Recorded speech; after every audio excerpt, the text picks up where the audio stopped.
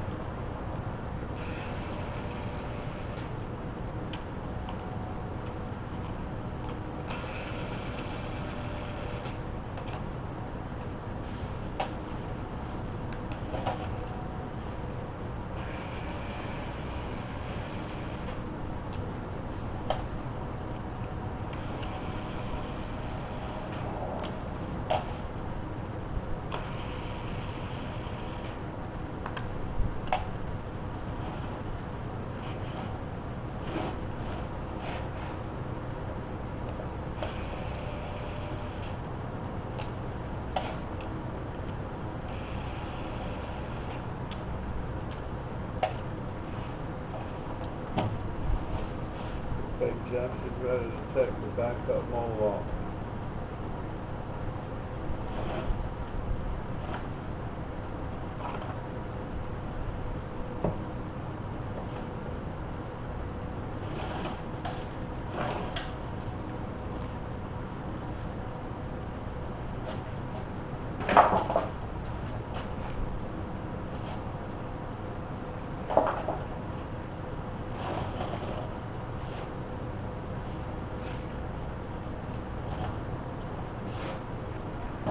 Okay, Jeff, the backup mold, or some people call it the mother mold, is off, and the rubber is exposed and it's ready to be demolded.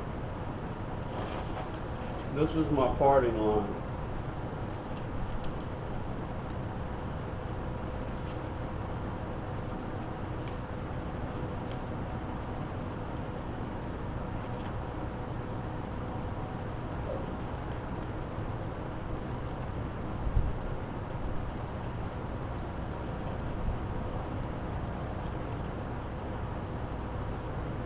Each mold has its own different characteristic, and you have to be aware of that when you're taking it apart.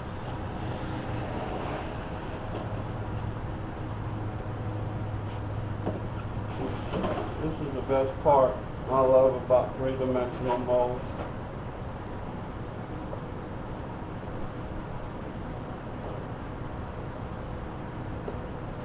Just getting that.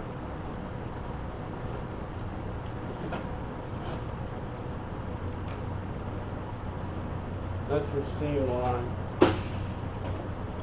That's the only one in this whole piece.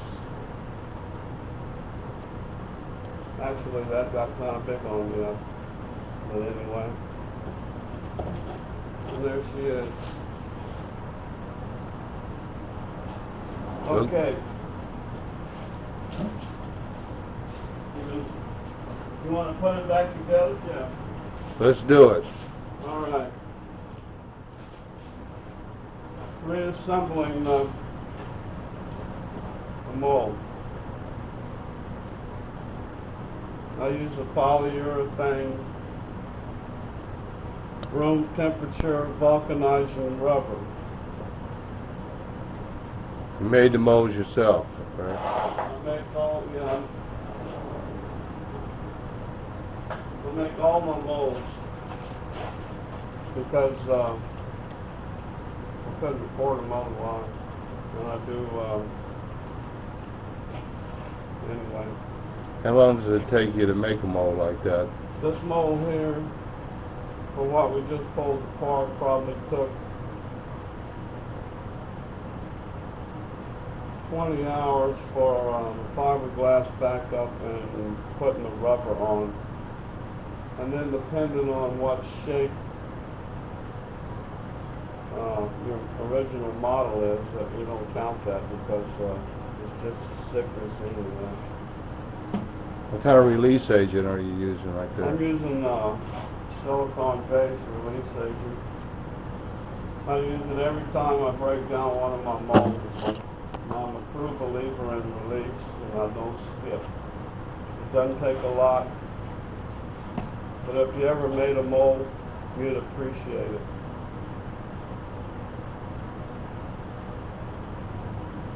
I've got some molds made out of this rubber that probably have 400 pieces out of, and they're still going. Very durable. I cut my teeth on this. I don't know anything about latex because I never used it.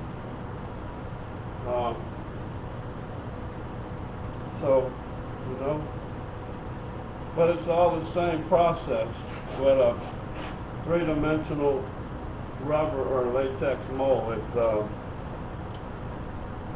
you know, it's the same thing. Well, I can tell you that's a well-made mold compared to most that you find. Okay, we've got to clean.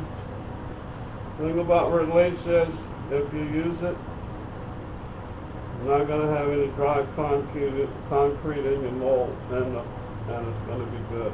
Okay. There she's sitting ready to be put back together with the mother mold. One thing about my molds are most of them are single split. So when you're making a mold, you have to really concentrate about where you're going to cut the rubber. And after you have decided that, you just cover it with rubber, and then you make up your backup mold.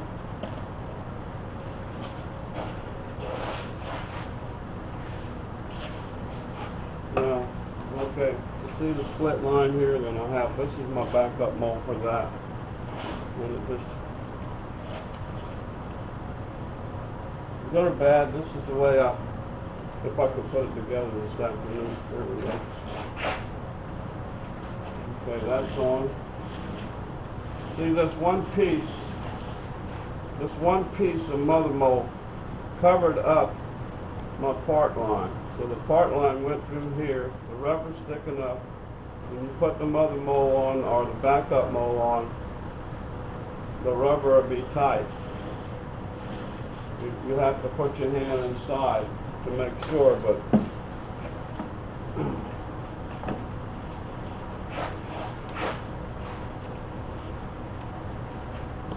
okay.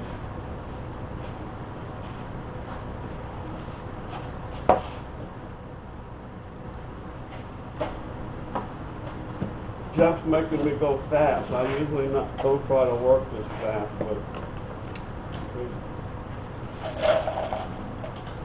If you went any slower, I was going to put down the camera and help you. yeah. Okay, I'm just putting the bolts back in. Oh. No. Dang, that was stainless steel. I want it.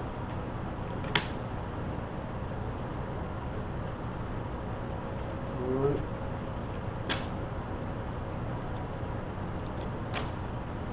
So you got all this going on.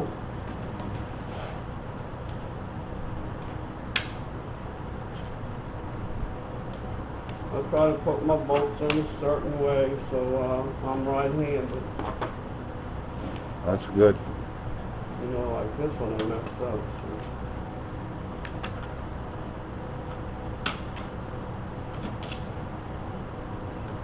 The three-dimensional mold really gets into time management, and